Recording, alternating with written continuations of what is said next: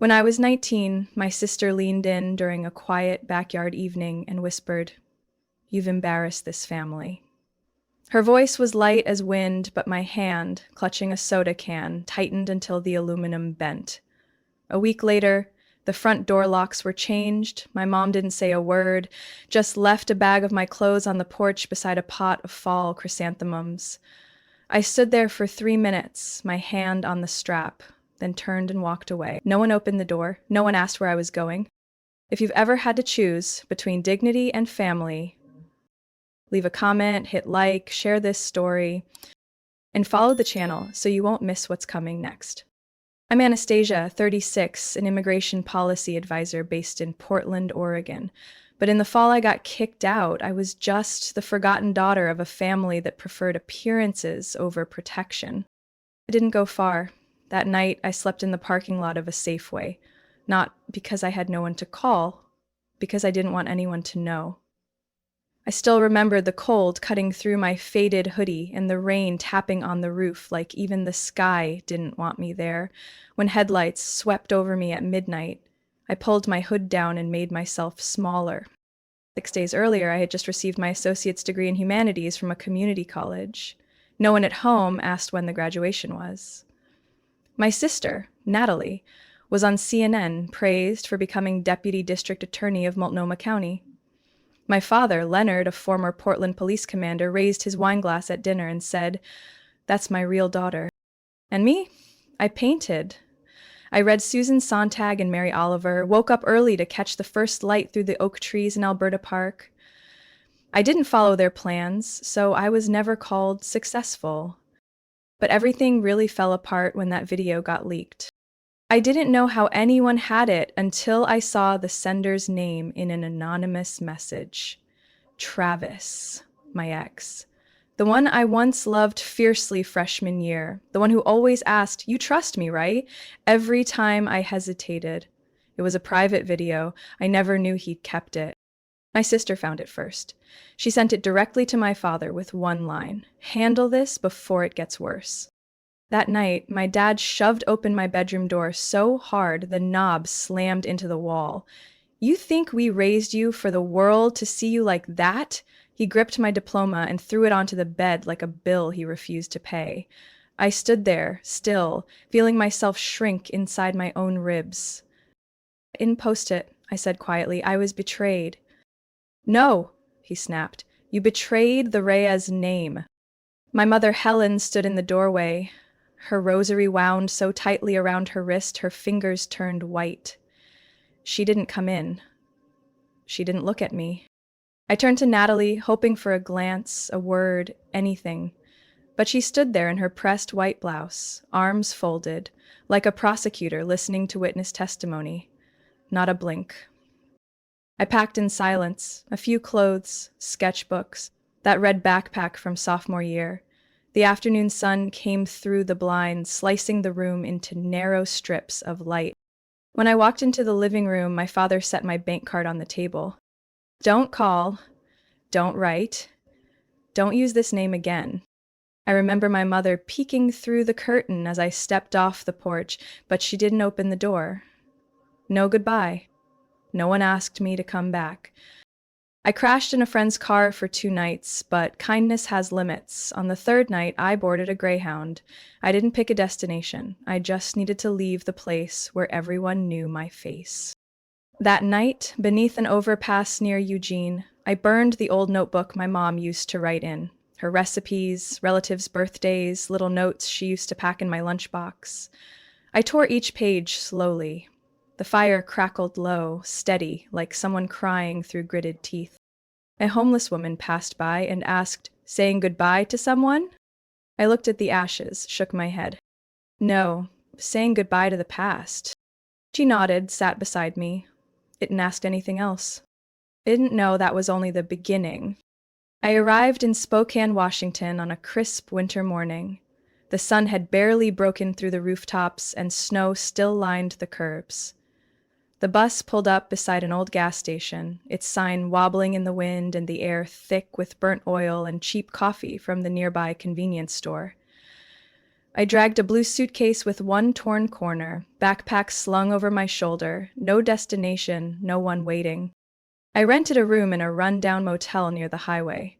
The landlord had a crooked smile and asked, "You hiding from someone?" when I paid for 3 weeks in cash.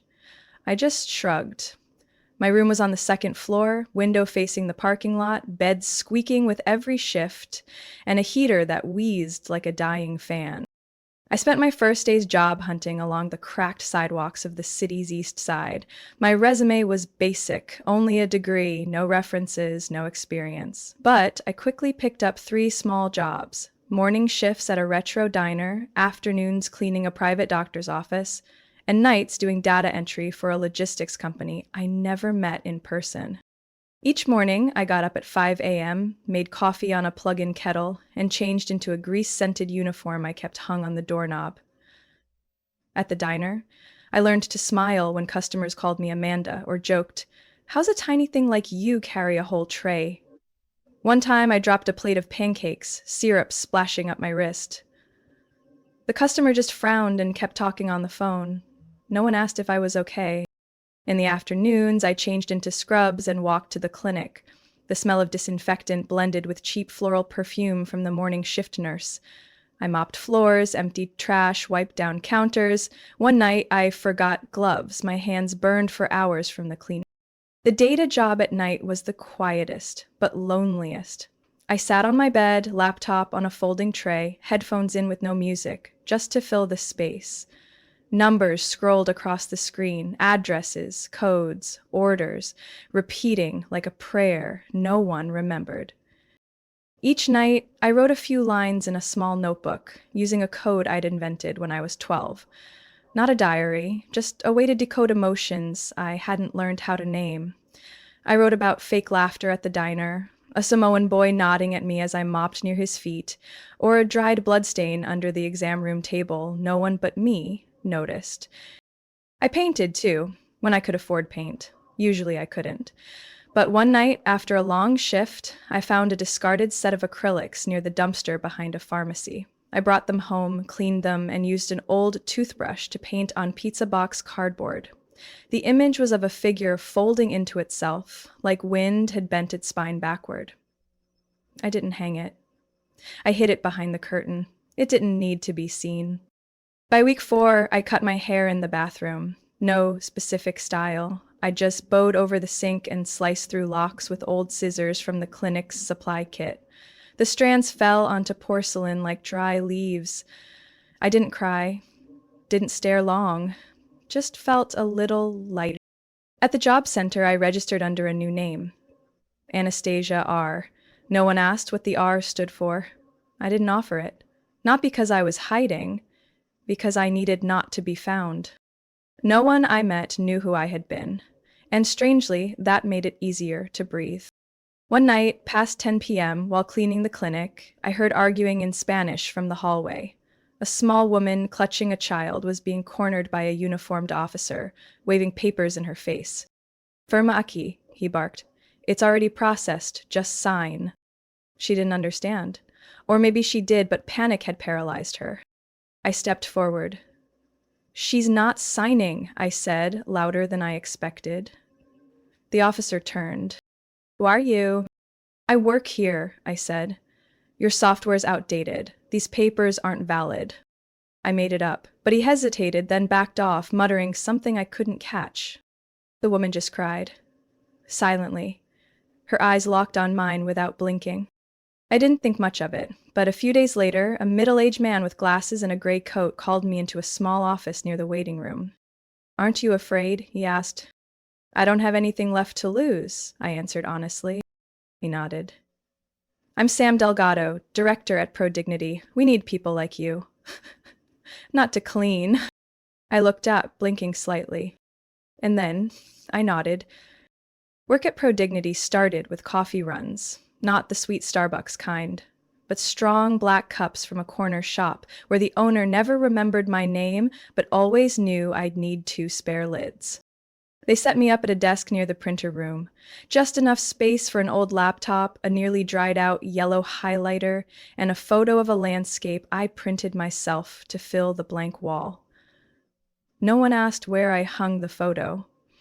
But Sam Delgado, the director, walked by, glanced at it, and said, "Looks like that place used to be quiet." I nodded, said nothing. That first week, I just translated documents and answered phones in clumsy English and Spanish.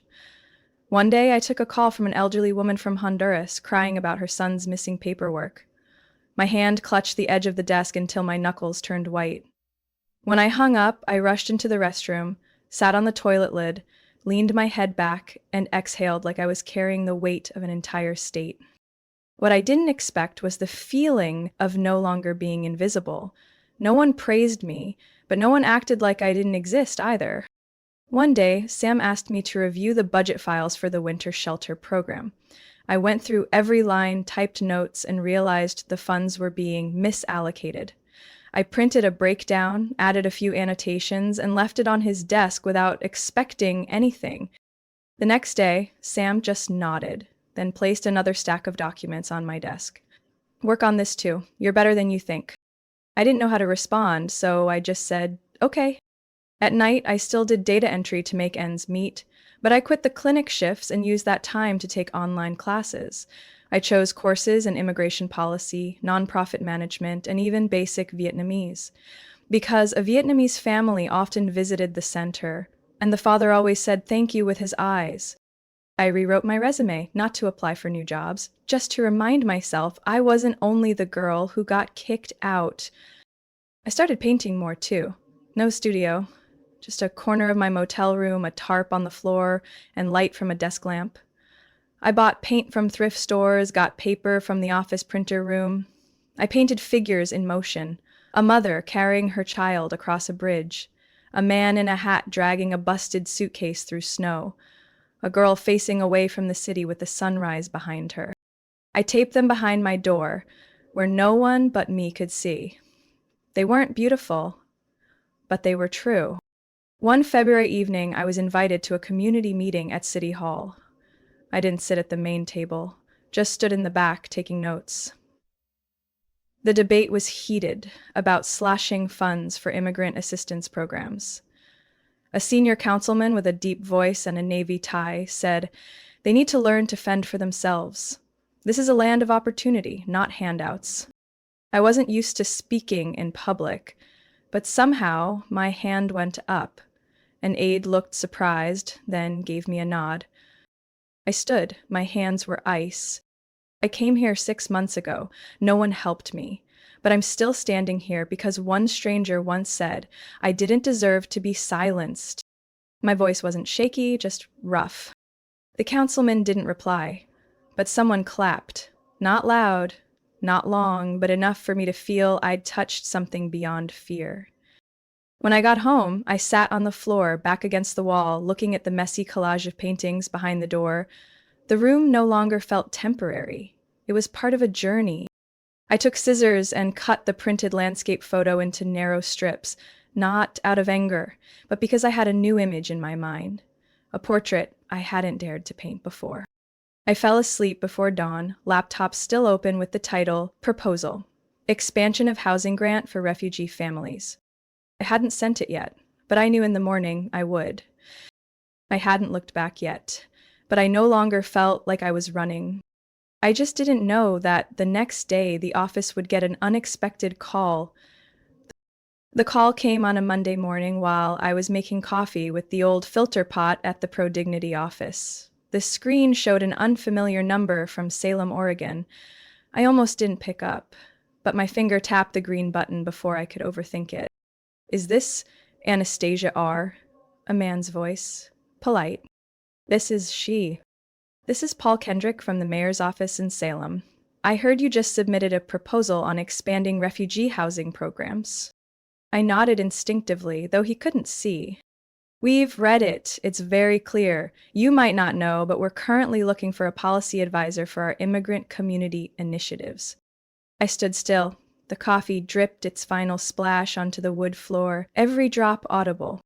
"Would you be interested in attending next month's session? We want to hear from people doing the real work, not just administrators." I looked out the window, the sky a dull gray like old newspaper. but somehow the light in the room softened. Yes, I said, I can make it. A month later, I took a bus down to Salem. No welcome sign, no official badge, just a short email and a copy of my ID requested. I wore my old brown coat, carried a gray notebook, and tucked a black pen into my jacket pocket. The room wasn't big, maybe 50 people in all. I sat in the back, tried to stay small, but was called by name. Anastasia R., a middle-aged woman with curly hair and a name tag that read Susan Halbrook, City Council Director, pointed to an open seat at a round table up front. I sat next to a university professor, a bookstore owner, and a doctor from Iraq. The discussion focused on shelter policies, document processing, and city budgets. People spoke in policy jargon with dry stats. I listened, took notes, and when prompted, opened my notebook and read a short passage. In the past 30 days, 42% of the families coming to our center haven't accessed emergency housing. Of those, nearly half held full-time jobs, but were rejected due to incomplete applications or because no one called them back. I looked up. I don't have charts, but I have names and faces. No one interrupted. Susan gave a small nod. After the meeting, I received an email from Paul. Thank you. You gave today's meeting a heartbeat. I printed that line out, folded it carefully, and pressed it into the middle of my notebook like it was an important bus pass. After that, I started getting invited to more discussion sessions. Not the main speaker, not on the news, just someone who knows how to turn data into a story. I learned to speak briefly, to breathe between phrases, to hold a pause after the last sentence and let it settle in. I learned not to fill every silence with an explanation. At a June meeting, a council member suggested forming a part-time advisory group for immigration policy. They listed a few academics, a lawyer from California, then said we might also consider Ms. R. from ProDignity. I didn't react, but that night at home, I stuck a small note on my wall. They said my name because of my work, not because I begged. One evening, I was asked to lead a tour for new volunteers at the office. Among them was a young woman named Lean, Vietnamese, eyes watchful, hands gripping a thin notebook. Why do you work here? She asked as we stopped in front of the wall where children's drawings from the shelters were displayed. I paused for a few seconds. Because no one asked me where I wanted to belong, so I chose a place where I didn't need permission to. She didn't respond, but as I turned to walk away, I heard her pen touch the page. By late summer, I received an official offer to become one of 3 standing members of Oregon's Immigration Policy Advisory Council. The contract wasn't long, the pay wasn't high, but my name was on the document. I signed Anastasia R., full, clear, no abbreviations. That night, I went home, lit a white candle, and placed it in front of an old drawing. The woman turned away from the city. I took a brush and added a small sun behind her shoulder. Small, but enough to cast a new shadow on the ground.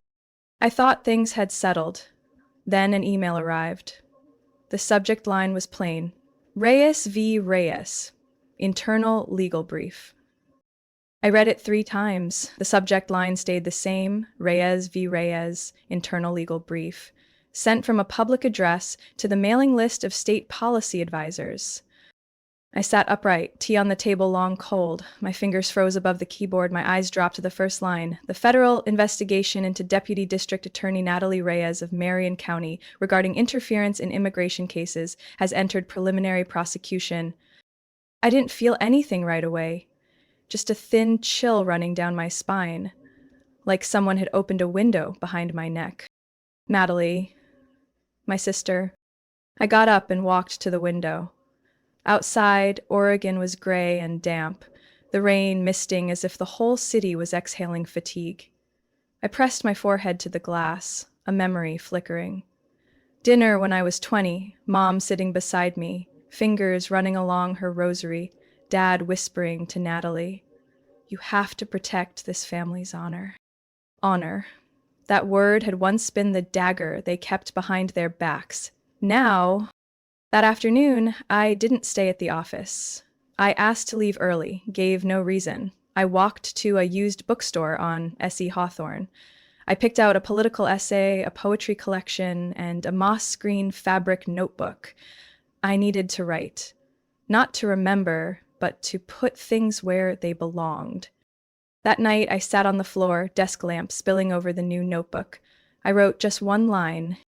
If they remember my name because of scandal, then at least they'll remember the right person. I closed the book, rested my arms on my knees.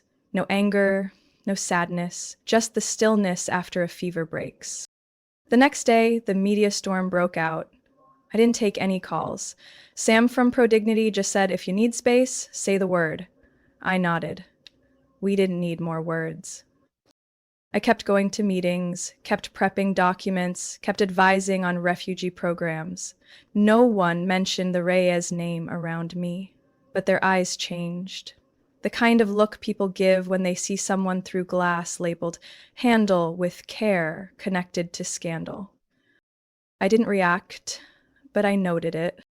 A few days later, City Hall held a fundraiser for the Emergency Housing Fund. I was invited to give brief remarks. Not a keynote, no name on the placard, just Anastasia R., community advisor.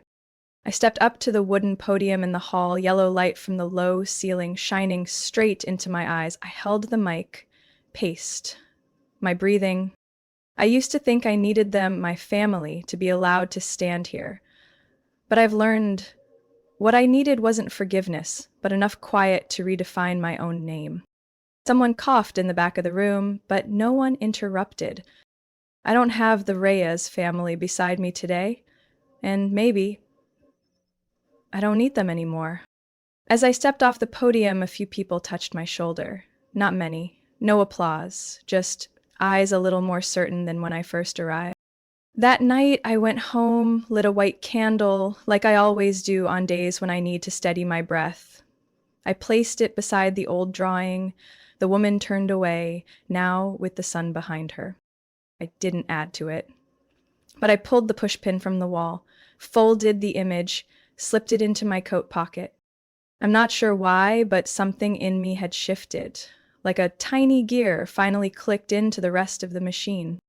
The next day I received a letter from the governor's office. No bold header, just one line. Are you ready to serve as a statewide advisor? I didn't answer right away, but I pulled out my notebook, and I didn't write a reflection. I began outlining a new proposal, because not long after, I would have to stand in a place they never believed I could reach. November in Salem is persistently overcast, the kind of weather that doesn't quite rain but keeps you from stepping out of covered walkways. I was in a closed-door session at the Capitol Annex presenting the first draft of the Public Accountability for Family Intervention proposal, a policy initiative protecting individuals from relatives who use personal influence to threaten, coerce, or manipulate public decisions. If that title's a little long, one council member commented, voice flat. I didn't react. I just nodded, then moved to the next slide. The meeting ended without applause, and no handshake was too firm. But as I left the room, Susan Halbrook recalled, walked up behind me and said quietly, I don't need to know what inspired your proposal, but it seems like it landed where it needed to.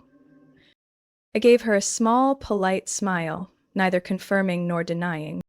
That afternoon, I got a message. The Federal Conference on Public Policy is happening in Denver. The governor wants you to represent the state of Oregon.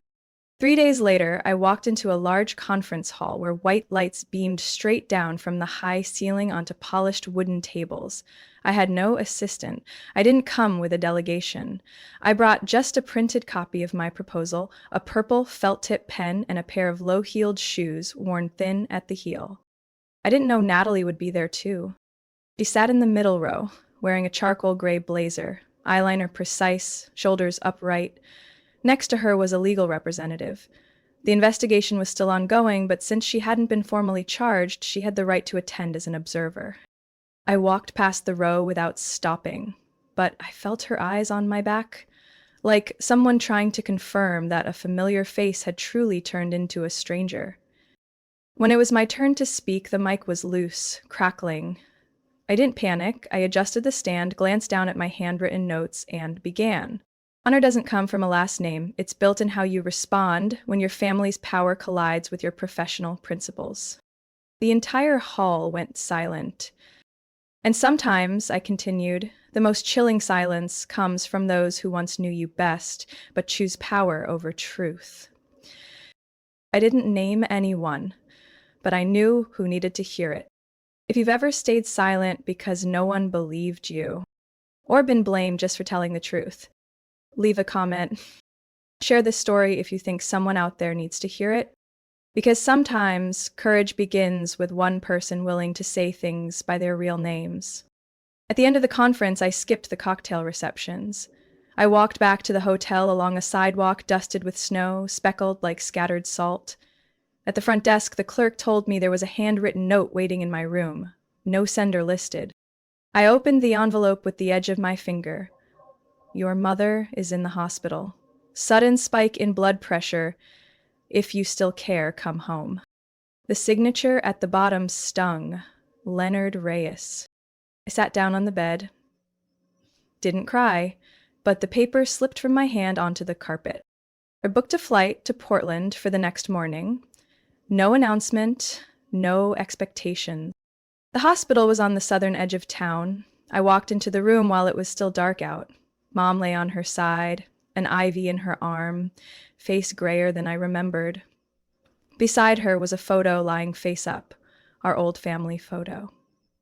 Me, Natalie, our parents, taken at a park when I was 17. My face had been scratched out. I didn't remove the photo, I just pulled up a chair and sat.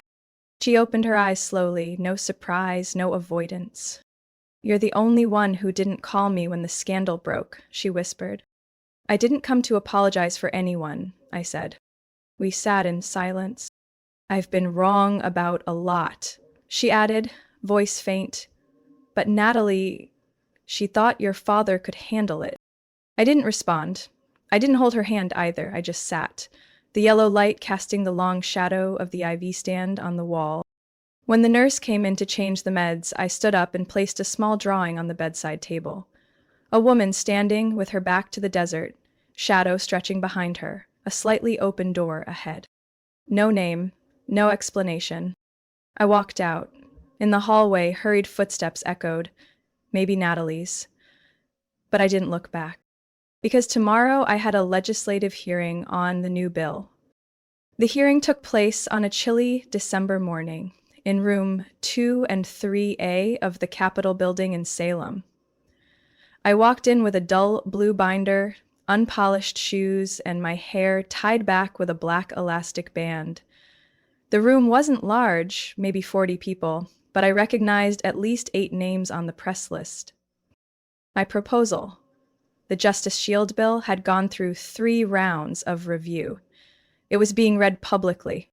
I sat behind the podium, palms dry. Someone whispered behind me, "Isn't she the daughter of Leonard Reyes?" I heard it, but didn't react. It was clear enough. When my name was called, I stepped up. The mic was too high, so I adjusted it. A small move, but I could feel eyes on me from every corner. I didn't bring a family resume, and I'm not here to relive old history, I began, voice steady. I'm here to protect those who were once used as tools, then cast aside when they no longer served a purpose. A council member to my left, Mrs. Lindsay Cole, interrupted. You mentioned that families can be agents of public power manipulation. Don't you think that's too personal for a statewide policy? I looked at her, not harshly, just calm. The personal is where every abuse system begins. The more people stay quiet out of fear of implication, the more others are left behind without a voice. Mrs. Cole stayed silent. Another member jotted something down. After I finished presenting, I returned to my seat and marked a corner of the binder with my pen, a habit that served no purpose except keeping my hands from shaking. 5 minutes later, a reporter approached, speaking softly. "Anastasia, may I ask?" "Your sister is currently being prosecuted in a case closely related to the policy you're proposing. Would you like to comment?" I looked him straight in the eyes. She has a lawyer. I have a duty to the public. We're not doing the same job. I turned away, didn't let him get another word in. A few days later, my name appeared in the local papers. State policy advisor pushes reform bill amid family scandal. The photo showed me leaving the hearing room, shoulders square, eyes not looking at the camera. I didn't object, didn't request a headline change, just let it be. That evening, when I returned to my office, there was an envelope on my desk with no postmark. The handwriting was firm, ink in blue. Don't forget who defended you before you knew how to defend yourself. No signature. I sat down, read the letter 3 times, then placed it in the bottom drawer. Didn't tear it. Didn't reply, either. The next morning, while sorting papers to move into my new office at the Oregon State Policy Headquarters, I found a small box buried among old folders. Inside was the fountain pen my mother had given me when I got into college. I thought I'd lost it long ago. I twisted the nib gently, tested it on the back of a scrap sheet. Ink still flowed. I wrote 2 lines. They can stay silent, but I don't need permission to speak clearly. I set the pen down, stood up, and looked out the frosted window where the rain was falling light and slow. Not everything that falls touches you. Some things just remind you that you're still here. Then the phone rang. Not the press. Not a government line. A number I didn't recognize. Answered. Silence for a second. Then a man's voice came through. Deep. Hoarse. Anastasia, it's your father. We need to talk. I didn't respond immediately, just held the phone, my breath brushing against the speaker. On the other end, he stayed quiet too, like he wasn't sure what he wanted to say. We need to talk, he repeated, softly. Not in public, just family. I hung up after 4 seconds. Not harshly, not abruptly, just because he once told me, never walk into a room where you can't see the exit.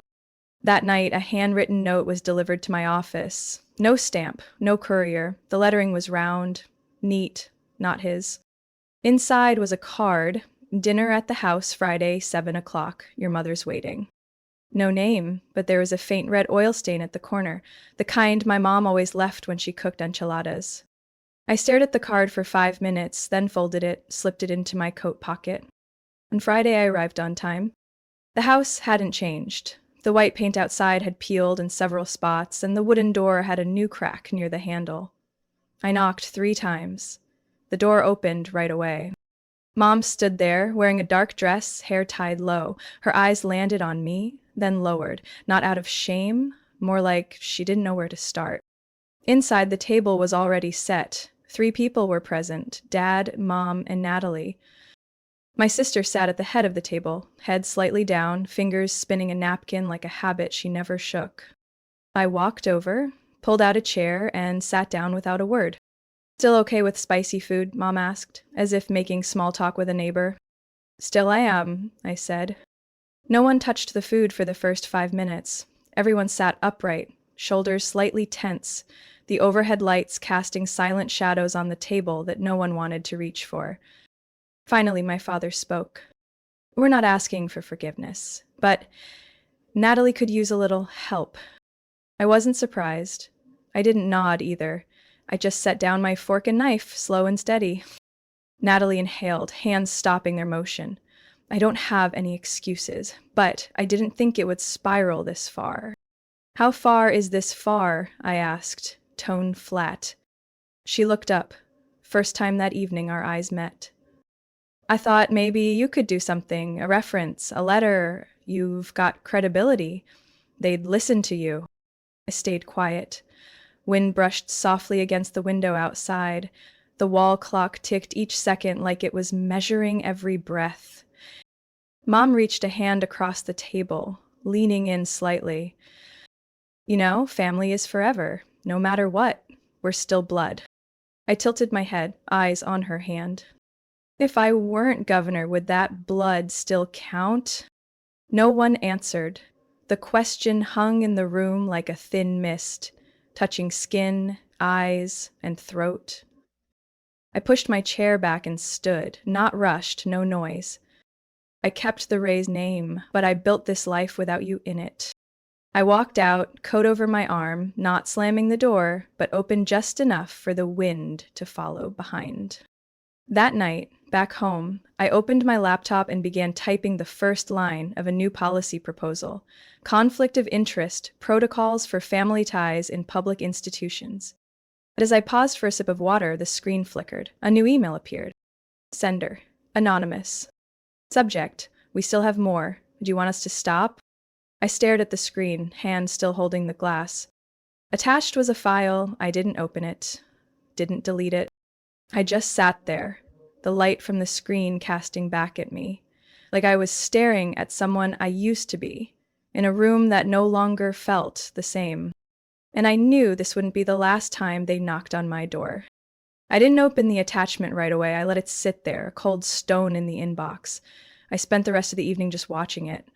Every time my mouse hovered near download, I pulled back, like someone had just flashed a flashlight in my face at midnight. The next morning, I transferred the file to a secure drive, then sent a copy to the state legal counsel's office. No explanation, just one line: urgent suspected political coercion via personal ties.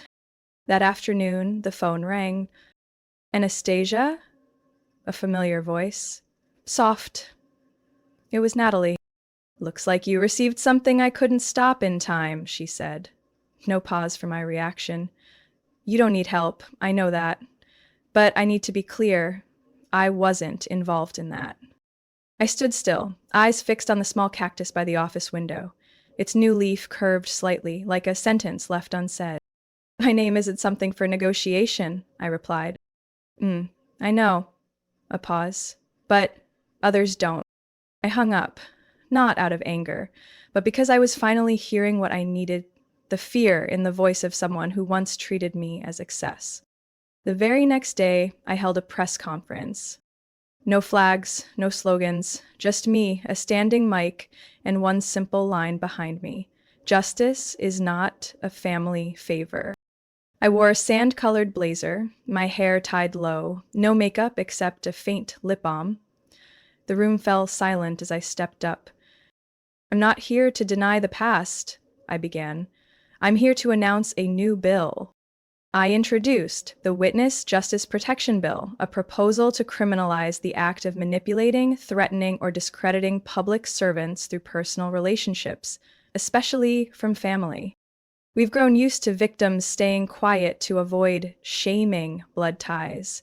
But real honor doesn't fear the light. Only wrongdoings need darkness to survive. That last line wasn't in the script, but it came out, clear as the sound of a door closing behind me that night. By the next morning, headlines exploded. Some called me brave. Some said I attacked family to win votes. One anonymous email asked, "Have you ever considered silence as a form of love?" I didn't respond. I printed that line and taped it inside my cabinet, beneath an old map of the state's budget allocation routes. I wanted to remember. Not out of anger, but to never forget.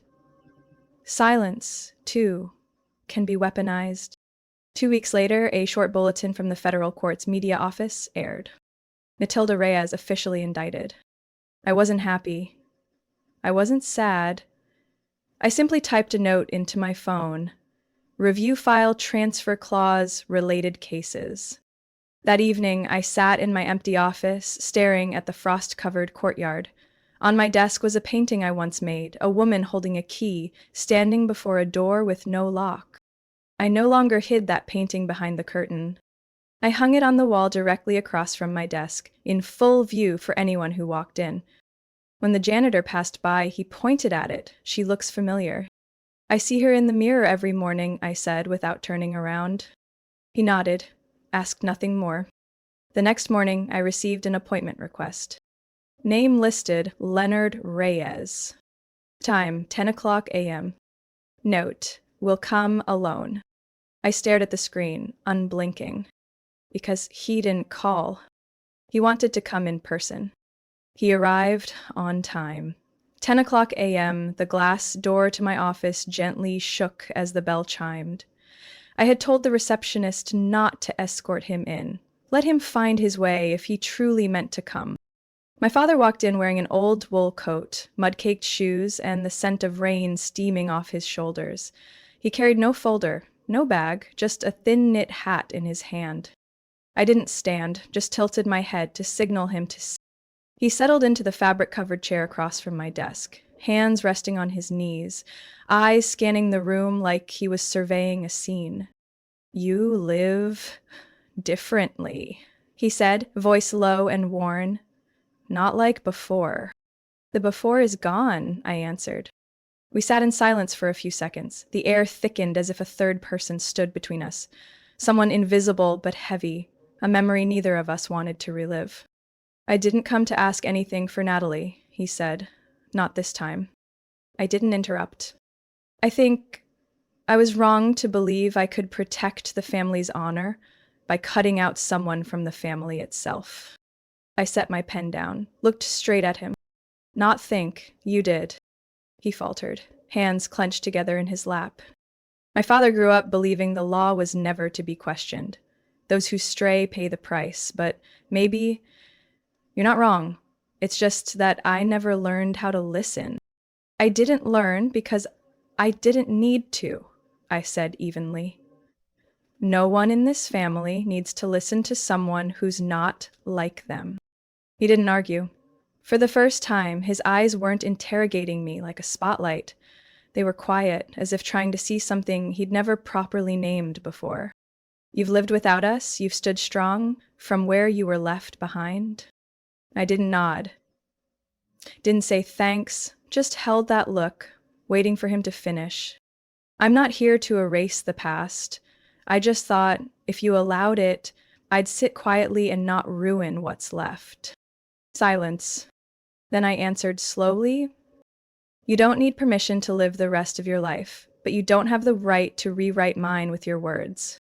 He nodded, this time without force. "Sir, will you let me listen?" I looked out the window. The Portland sky was thick and gray, rain falling like a curtain hanging between seasons. I twirled the pen in my hand, then nodded. "Listening is fine." No hugs, no handshakes. He stood and left silently, as if understanding everything that needed to be said had already stayed behind. I turned back to my desk, opened the document I'd been drafting. "Restoring trust in public service through the lens of the personally wounded." I typed the opening sentence again. No longer a story just to prove I was worthy, but something I wanted to leave behind after leaving this room. On another day, I don't know where you're listening from, your car, before bedtime, or a day when you need a story to remind you to stand. Let me know where you're listening from. And if you want to hear more journeys like this, don't forget to follow the channel, because the next story might be just what you need. Anastasia's story is not just about betrayal or redemption, but a reminder that sometimes, to keep yourself, you have to stand even when no one stands beside you. In a world where family honor is often used as an excuse for silence, she chose truth and principles. That didn't diminish her worth. It made her the only one who could redefine it. In real life, sometimes being true is the bravest act we can take.